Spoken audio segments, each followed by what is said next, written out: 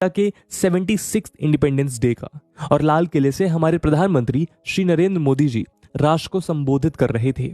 अपने संबोधन में प्रधानमंत्री जी ने देशवासियों से यह अपील की कि वो उनके साथ मिलकर 5 प्लेजेस या पंच प्रण लें, जिनमें पहला था हर तरह की गुलामी की मानसिकता से मुक्ति, दूसरा था अपने देश की कल्चरल हेरिटेज और लेगेसी पर गर्व, तीसरा था हमारे देश की ताकत, उसकी यूनिटी को और मजबूत करना, चौथा था हर देशवासी को उसके कर्तव्यों का ईमानदारी से पालन करना, और पांचवा था कि इन प्रणों का पालन करते हुए अगले 25 साल में हमारे देश को एक डेवलप्ड नेशन बनाना।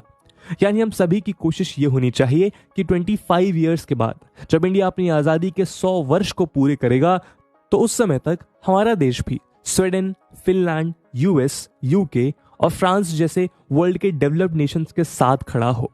दोस्तों, ये बात सही है कि जब इंडिया 1947 में आजाद हुआ तो वो एक पुअर और थर्ड वर्ल्ड कंट्री माना जाता था, लेकिन बीते 7 दशकों में उसकी जीडीपी, जो आजादी के समय महज 2.7 लाख करोड़ थी, वो बढ़कर आज लगभग 150 लाख करोड़ पहुंच चुकी है। इसीलिए अगर हम भारत के बीते 75 साल के इतिहास और इसकी अनएक्सपेक्टेड ग्रोथ को देखें तो ये लक्ष्य बड़ा ही आसान मालूम पड़ता है।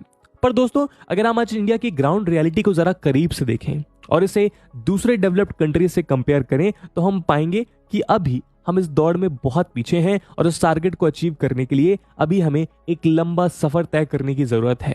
तो आइए आज हम डिस्कस करते हैं कि कैसे, अगर इंडिया को अगले 25 साल में एक डेवलप्ड नेशन बनना है, तो वो कौन से कदम हैं जिन्हें उठाए जाने की जरूरत है, और वो कौन सी कमियां हैं जो हमारे इस उद्देश्य को पूरा करने की राह में रोड़ा बन सकती हैं।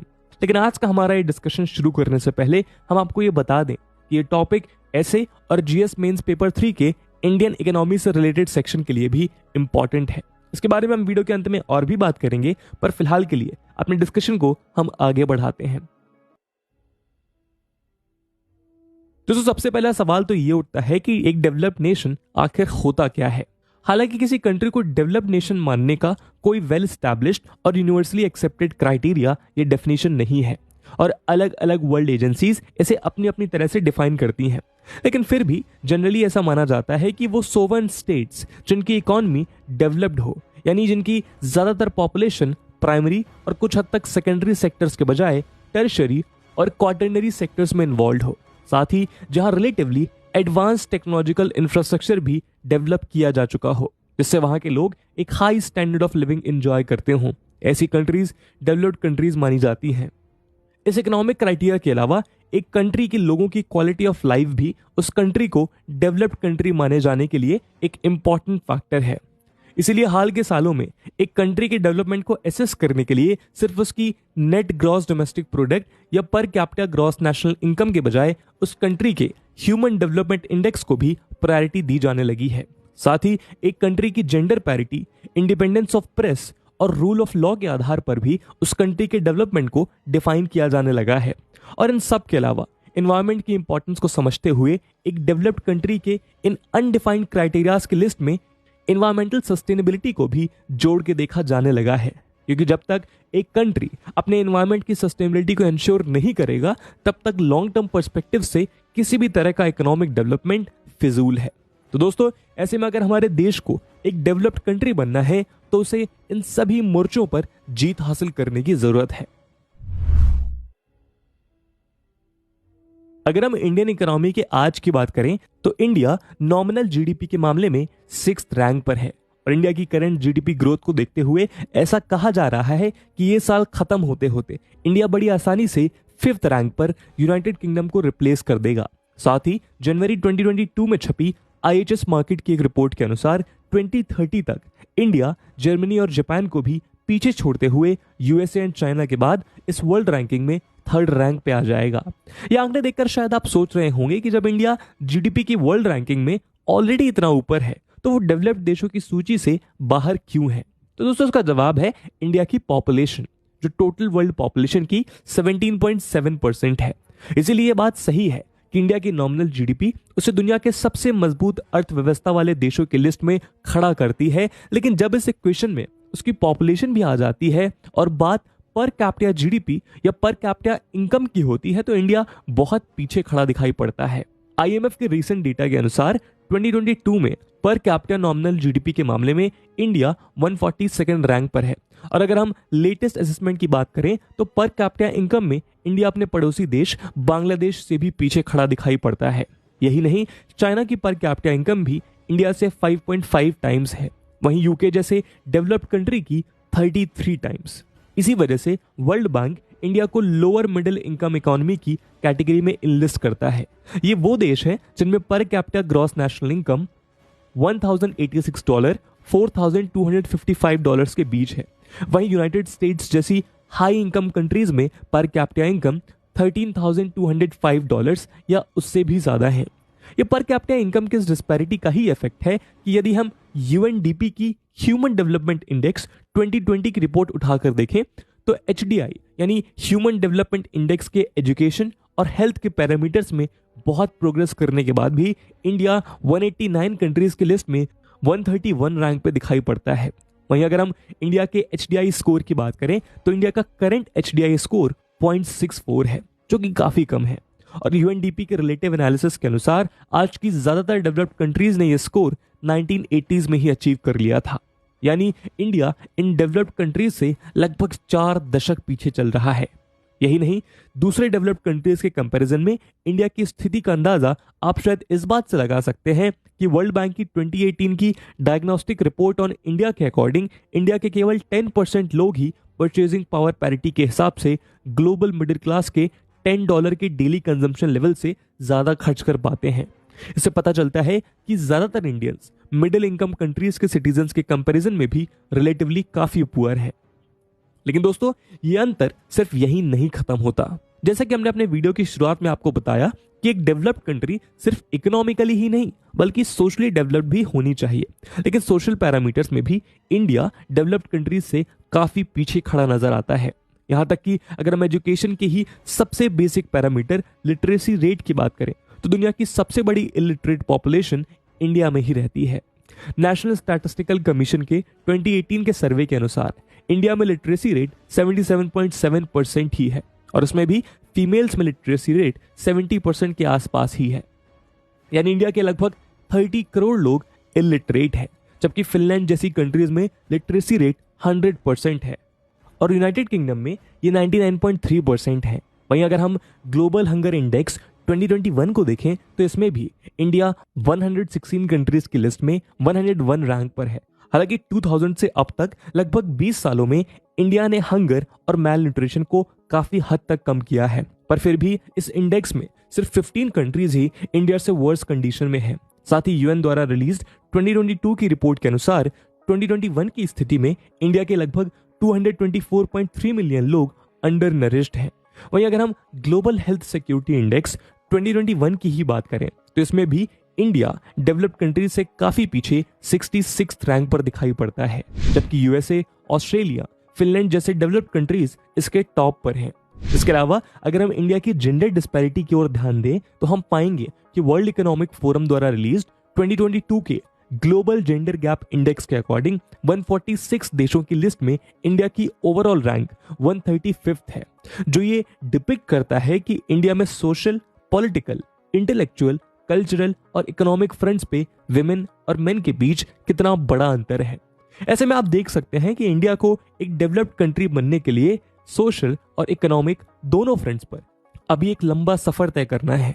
दोस्तों, अब तक आपको ये तो समझ आ गया होगा कि हम बाकी डेवलप्ड कंट्रीज से कहां और कितने पिछड़ रहे हैं। लेकिन अब प्रश्न ये उठता है कि इस गैप को कम करने और इंडियन इंडिपेंडेंस के 100 साल पूरे होने से पहले इन डेवलप्ड कंट्रीज के बराबर आके खड़े होने के लिए कौन से कदम उठाए जाने की जरूरत है।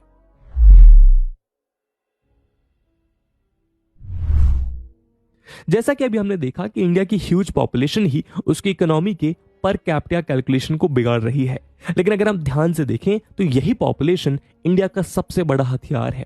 बस जरूरत है तो इस हथियार को और कैपेबल और स्किल्ड बनाने की।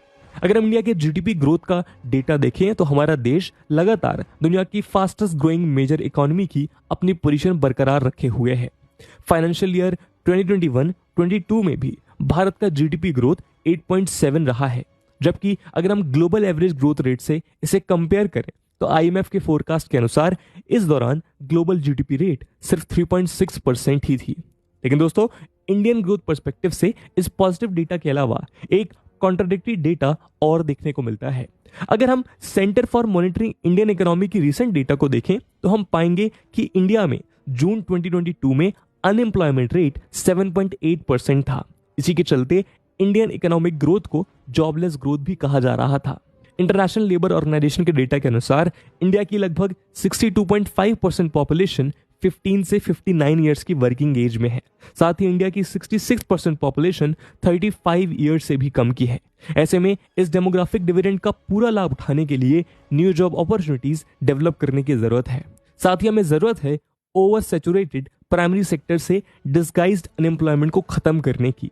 इंडिया की 50% से ज्यादा पॉपुलेशन एग्रीकल्चर और रिलेटेड सेक्टर्स में ही इन्वॉल्व है, जबकि इस सेक्टर का इंडिया में जीडीपी कंट्रीब्यूशन महज 17% है। जबकि अगर हम यूएसए का 2019 का डेटा देखें तो हम पाएंगे कि उसकी 78% से ज्यादा पॉपुलेशन सर्विस सेक्टर में ही इन्वॉल्व है, जबकि महज 1.36% ही प्राइमरी सेक्टर से एसोसिएटेड है। ऐसे में हमें सेकेंडरी, टर्शरी और क्वार्टरनरी सेक्टर्स में नई संभावनाएं बनाने की जरूरत है, तभी हम अपनी इस यंग पॉपुलेशन का सही उपयोग कर पाएंगे। दोस्तों, सिर्फ न्यू जॉब अपॉर्चुनिटीज प्रोवाइड करना ही इस समस्या का हल नहीं है, क्योंकि इंडियन एजुकेशन की क्वालिटी पर भी अक्सर सवाल उठाए जाते हैं। अगर हम 2020 की एम्प्लॉयबिलिटी असेसमेंट रिपोर्ट को देखें तो उसके अनुसार इंडिया के 80% इंजीनियरिंग ग्रेजुएट्स अनएम्प्लॉयबल हैं। अगर हम स्कूल एजुकेशन की बात करें तो यूनेस्को की state of education report for India 2021, जिसका थीम था नो टीचर्स नो क्लास, उसमें यह बात सामने आई कि इंडिया में लगभग 1.2 लाख स्कूल्स ऐसे हैं जिन्हें सिर्फ एक सिंगल टीचर ऑपरेट करता है, और ऐसे स्कूल्स में से 89% रूरल एरियाज में हैं। यही नहीं, स्कूल गवर्नमेंट्स में कराए गए annual status of education report ASER 2018 में यह पाया गया कि क्लास 3rd से क्लास 5th में पढ़ने वाले केवल 58% स्टूडेंट्स ही क्लास 1st के लिए प्रिस्क्राइब टेक्स्ट को पढ़ पाते हैं। वहीं इस ग्रुप के सिर्फ 47% स्टूडेंट्स ही सिंपल 2 डिजिट सब्सट्रैक्शन कर पाते हैं। दोस्तों, ऐसे में हमें अपने देश में क्वालिटी ऑफ एजुकेशन और यूथ की एप्रोप्रिएट स्किलिंग पर ध्यान दिए जाने की भी जरूरत है। साथ ही हमें अपने एजुकेशन सिस्टम को रिवाम्प करके इसे मार्केट डिमांड्स के अकॉर्डिंग डेवलप करने की जरूरत है। दोस्तों, अगर हम वर्ल्ड इकोनॉमिक फोरम के जेंडर गैप इंडेक्स के इकोनॉमिक पार्टिसिपेशन और अपॉर्चुनिटी के डायमेंशन पर नजर डालें तो इंडिया इसमें 143rd रैंक पर है, और इस लिस्ट में बस ईरान, पाकिस्तान और अफगानिस्तान ही उसके पीछे खड़े दिखाई पड़ते हैं। यही नहीं, 2011 के सेंसस के अकॉर्डिंग हमारे देश की 1/3 से ज्यादा महिलाएं लिटरेट नहीं हैं। साथ ही रिसेंट लेबर फोर्स रिपोर्ट से यह बात भी सामने आई है कि हर 4 में से केवल एक ही महिला इंडिया की लेबर फोर्स ज्वाइन कर रही है। यही कारण है कि इंडिया की जीडीपी में विमेन कंट्रीब्यूशन महज 18% है। ऐसे में आप खुद सोच के देखिए कि जब हम एक डेवलप्ड कंट्री बनने की इस लड़ाई में अपनी आधी सेना के साथ ही उतरेंगे तो फिर हम ये युद्ध कैसे जीत पाएंगे। मार्च 2022 में छपी मैकेंजी ग्लोबल इंस्टीट्यूट की रिपोर्ट के अनुसार अगर इंडिया अपनी विमेन को इक्वल अपॉर्चुनिटीज प्रोवाइड कराने में सफल होता है तो 2025 तक इंडिया अपनी जीडीपी में $770 बिलियन का एडिशन कर सकता है। इसीलिए इंडिया की इस जेंडर डिस्पैरिटी को भी दूर किए जाने की जरूरत है, ताकि इंडिया की विमेन सिर्फ घर की 4 दीवारी में बंद ना रहकर इंडिया को एक डेवलप्ड कंट्री बनाने के लिए अपना बहुमूल्य योगदान दे सकें। दोस्तों, जेंडर गैप अकेली ऐसी इनइक्वालिटी नहीं है जो इंडिया में एग्जिस्ट करती है। अगर हम ऑक्सफैम की लेटेस्ट अवेलेबल रिपोर्ट को देखें तो हम पाएंगे कि इंडिया की top 10% population total national wealth का 77% होल्ड करती है। वर्ल्ड इनइक्वालिटी रिपोर्ट भी इंडिया को दुनिया की सबसे ज्यादा अनइक्वल कंट्रीज में से एक मानती है। इस रिपोर्ट के अनुसार तो 10% पॉपुलेशन और बॉटम 50% पॉपुलेशन के रिसोर्सेज का रेशियो 22 है, जो दुनिया के सबसे खराब अनइक्वल रिसोर्सेज रेशियो में से एक है। यही नहीं, अगर हम रीजनल लेवल पे भी देखें तो इंडिया में बहुत सी अनइक्वल डेवलपमेंट और वेल्थ डिस्ट्रीब्यूशन देखने को मिलती है। इंडिया में रूरल अर्बन डिस्पैरिटी, नक्सलिज्म और नॉर्थ ईस्टर्न इंसर्जेंसीज के जन्म लेने का एक बड़ा कारण ये अनइक्वालिटी ही है। इसी तरह अगर हम कास्ट के बेसिस पर हाउस होल्ड्स के इकोनॉमिक स्टेटस पर नजर डालें तो मई 2022 की एक रिपोर्ट के अनुसार 40% से ज्यादा दलित्स और मुस्लिम हाउसहोल्ड्स इंडिया के पुअरेस्ट वेल्थ क्विंटाइल को बिलोंग करते हैं। ऐसे में अगर हमें एक डेवलप्ड कंट्री बनना है तो हमें इस इनइक्वालिटी को भी कम करना होगा। साथ ही हम एज अ कंट्री तभी ग्रो कर पाएंगे जब हम सबको साथ लेकर आगे बढ़ेंगे। दोस्तों, बीते दशकों में हुई बहुत सी स्टडीज में इंफ्रास्ट्रक्चर डेवलपमेंट और जीडीपी ग्रोथ के बीच एक क्लोज एसोसिएशन देखने को मिला है। वर्ल्ड इंफ्रास्ट्रक्चर स्टॉक्स के डेटाबेस के आधार पर वर्ल्ड बैंक द्वारा स्पॉन्सर्ड स्टडीज ये इंडिकेट करती हैं कि जनरली इंफ्रास्ट्रक्चर स्टॉक में 1% की ग्रोथ होने से एक कंट्री की पर कैपिटा जीडीपी में भी 1 से 1.2% की अचीव्ड ग्रोथ देखने को मिलती है। इसीलिए इंडिया को अपने इंफ्रास्ट्रक्चर को तेजी से डेवलप करने की जरूरत है। इसी दिशा में रोड, पोर्ट्स, रेलवेज और दूसरे क्रिटिकल इंफ्रास्ट्रक्चर के डेवलपमेंट के लिए गवर्नमेंट की ओर से बहुत सी योजनाएं भी चलाई जा रही हैं। लेकिन ministry of statistics and program की अगस्त 2022 की रिपोर्ट के अनुसार 46% सेंट्रल सेक्टर इंफ्रास्ट्रक्चर प्रोजेक्ट्स अपने एक्सपेक्टेड टाइम से काफी पीछे चल रहे हैं। ऐसे में इस डेवलपमेंट प्रोसेस को भी स्ट्रीमलाइन करने की जरूरत है, क्योंकि अगर हमें अपना गोल एक प्री डिफाइंड टाइमलाइन पे अचीव करना है तो इस तरह के लैप्सेस हम अफोर्ड नहीं कर सकते। दोस्तों, इंफ्रास्ट्रक्चर और दूसरे डेवलपमेंट प्रोग्राम्स को फंड करने के लिए हमें फेवरेबल इन्वेस्टमेंट्स की जरूरत है। ऐसे में हमें इंडिया के इन्वेस्टमेंट मार्केट को फॉरेन इन्वेस्टमेंट्स के लिए कंड्यूसिव और इन्वेस्टर फ्रेंडली बनाने की जरूरत है। हालांकि हाल ही में RBI deputy governor Michael Patra का कहना था कि इंडियन इकोनॉमी की ये एक इंपॉर्टेंट फीचर रही है कि हमारी ज्यादातर ग्रोथ हमारी डोमेस्टिक सेविंग से ही फाइनेंस की जाती रही है और इसीलिए हमें इसे फ्यूल करने के लिए फॉरेन सेविंग्स का बहुत अधिक सहारा नहीं लेना पड़ा है। लेकिन अगर हमें भविष्य में हमारी डेवलपमेंट प्रोसेस को स्पीड अप करना है तो हमें बड़े इन्वेस्टमेंट्स की जरूरत पड़ेगी। पर अगर हम brokerage and research firm Motilal Oswal की 2019 की एक रिसर्च रिपोर्ट को देखें तो वर्ल्ड की 15 मेजर इकोनॉमीज में भारत के हाउसहोल्ड्स का शेयर मार्केट में इन्वेस्टमेंट सबसे कम था। 2019 में भारत में हाउसहोल्ड्स के सिर्फ 14% एसेट्स ही इक्विटी मार्केट में इन्वेस्ट किए गए थे, जबकि यूएसए में ये नंबर 45.5% था। सेविंग्स और इन्वेस्टमेंट के कल्चर को प्रमोट करने से इंडिया को अपने डेवलपमेंट के गोल्स को अचीव करने में आसानी होगी, लेकिन इसके लिए जनता के बीच फाइनेंशियल लिटरेसी बढ़ाने और इन्वेस्टमेंट नेटवर्क्स को और रिलायबल बनाए जाने की जरूरत है। पर इस हाउसहोल्ड सेविंग में इंडिया का बढ़ता इन्फ्लेशन एक बड़ा रोड़ा है। अगर हम हाल के कुछ महीनों की बात करें तो इंडिया में अप्रैल 2022 में सीपीआई 7.79% थी, जो आरबीआई के 4+-2 के इन्फ्लेशन टारगेट विंडो से बहुत ज्यादा था।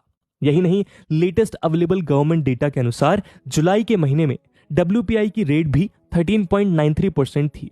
ऐसे में बढ़ती महंगाई के बीच कॉमन हाउसहोल्ड से सेविंग और इन्वेस्टमेंट की उम्मीद रखना कठिन होगा। इसीलिए अगर इंडिया को सस्टेन्ड ग्रोथ अचीव करनी है तो उसे अपने इस राइजिंग इन्फ्लेशन को भी लिमिट में रखने की जरूरत है। दोस्तों, जैसा कि हमने बताया कि एक कंट्री को डेवलप बनने के लिए इकोनॉमिकली ही नहीं, सोशली भी डेवलप होने की जरूरत है। ऐसे में इंडिया की डॉन्टिंग हंगर को दूर करने के लिए food related extensive welfare programs और पब्लिक डिस्ट्रीब्यूशन सिस्टम को और ज्यादा लीक प्रूफ बनाने की जरूरत है। यह हमारे लिए चिंता की बात है कि हम ग्लोबल हंगर इंडेक्स में 101st रैंक पे आते हैं और हर साल लाखों quintal food grain proper warehouse and storage houses की कमी के चलते बारिश में खराब हो जाता है। ऐसे में प्रॉपर स्टोरेज इंफ्रास्ट्रक्चर के डेवलपमेंट पे भी ध्यान दिए जाने की जरूरत है। इसी तरह अगर हम इंडिया के हेल्थ इंफ्रास्ट्रक्चर की बात करें तो इसकी कमी हाल ही में कोविड की सेकेंड वेव के दौरान देखने को मिली। हालांकि इसे एक प्राकृतिक आपदा मान के इग्नोर किया जा सकता है, लेकिन फिर भी ये बात सच है कि इंडिया में हेल्थ इंफ्रास्ट्रक्चर की भारी कमी है, जो रूरल एरिया में और ज्यादा ऑब्जर्वेबल है। और इसका एक बड़ा कारण है कि इंडिया अभी भी अपने हेल्थ सेक्टर पे बहुत कम इन्वेस्ट कर रहा है। अगर हम बजट को देखें तो हम पाएंगे कि 2021 में हेल्थ सेक्टर को जीडीपी का 1.3% ही अलॉट किया गया था, जो कोविड को देखते हुए 2022 में 2.1% कर दिया गया। लेकिन फिर भी ये इंडियन हेल्थ सिस्टम की स्थिति और उसकी पॉपुलेशन के मुकाबले काफी कम है और पर कैपिटा एक्सपेंडिचर के हिसाब से दुनिया में सबसे कम एक्सपेंडिचर्स में से भी ये एक है। दोस्तों, अगर हम ऑक्सफैम की रीसेंट रिपोर्ट को देखें तो अफोर्डेबल हेल्थ केयर का एक्सेस ना हो पाने की वजह से हर साल लगभग 63 मिलियन इंडियंस पॉवर्टी में पुश हो जाते हैं। ऐसे में हमें अपने हेल्थ केयर को डेवलप करने की जरूरत है, वरना हम इस एक्सपेंडिचर ड्रिवन पॉवर्टी के इस लूप से कभी नहीं निकल पाएंगे। दोस्तों जब 1947 में भारत को आजादी मिली थी तब सभी के मन में इस देश के भविष्य को लेकर बहुत सी शंकाएं थी। एक न्यूली इंडिपेंडेंट कंट्री जो एक पार्टीशन के साथ आजाद हो रही थी और अनेकों प्रॉब्लम्स और डिस्पैरिटीज से घिरी हुई थी। दूसरे देशों द्वारा उसकी कैपेबिलिटीज पे भी डाउट्स किए जा रहे थे। लेकिन जो देश आजादी के समय अपने फूड ग्रेन्स की रिक्वायरमेंट पूरी करने के लिए अमेरिका जैसे डेवलप्ड देशों के रहमो करम पर था, आज सारी दुनिया के लिए अक्षय पात्र बना हुआ है। यही नहीं, चाहे किसी इंटरनेशनल क्राइसिस में अपने डिप्लोमेटिक चैनल से सपोर्ट करने की बात हो या फिर पैंडेमिक में हेल्पलेस हो चुकी दुनिया में वैक्सीन की सप्लाई की, इन सभी परिस्थितियों में दुनिया ने भारत की ओर ही देखा है और उनकी अपेक्षाओं के अनुरूप ही भारत ने आगे बढ़कर इस रिस्पॉन्सिबिलिटी को संभाला। ऐसे में इंडिया का स्वर्णिम भविष्य साफ देखा जा सकता है, जहां वो एक सोशली और इकोनॉमिकली एडवांस देशों की सूची में सबसे आगे खड़ा हो सकता है। बस जरूरत है तो सरकार की तरफ से एक अच्छी रणनीति और उस रणनीति को साकार करने में हमारे सहयोग की। और जैसा प्रधानमंत्री जी ने 15 अगस्त को लाल किले से कहा कि अगर भारत के 130 करोड़ लोग साथ मिलकर एक कदम भी लेंगे तो यह देश 130 करोड़ कदम आगे बढ़ जाएगा। दोस्तों अगर ऐसा होगा तो फिर वो दिन दूर नहीं जब भारत इस विश्व के शिखर पर होगा। तो दोस्तों ये थी एक वीडियो जहां पे हमने डिस्कस किया कि भारत में ऐसे कौन कौन से वो सेक्टर्स हैं जहां पे काम करने की जरूरत है, जहां पे इंप्रूवमेंट नीडेड है और उन पे काम करने के बाद भारत को डेवलप्ड कहा जा सकता है। आपको कैसी लगी ये वीडियो कमेंट सेक्शन में जरूर बताइएगा। और साथ ही जैसा कि हमने वीडियो के पहले भाग में बताया था कि इस वीडियो की इंपॉर्टेंस यूपीएससी मेंस के पर्सपेक्टिव से काफी ज्यादा है और इसी इंपॉर्टेंस को देखते हुए एक सवाल हम आपके लिए छोड़कर जा रहे हैं जिसको आपको कमेंट सेक्शन में आंसर करना है। And the question is, among several factors for India's potential growth, the savings rate is the most effective one. Do you agree? What are the other factors available for growth potential? And with this question, my friends, that's it for the video. I hope आपको video पसंद आया होगा और अगर पसंद आया है तो अपने दोस्तों के साथ शेयर करना मत भूलिएगा। हम मिलते हैं अगले वीडियो में, तब तक के लिए जय हिंद,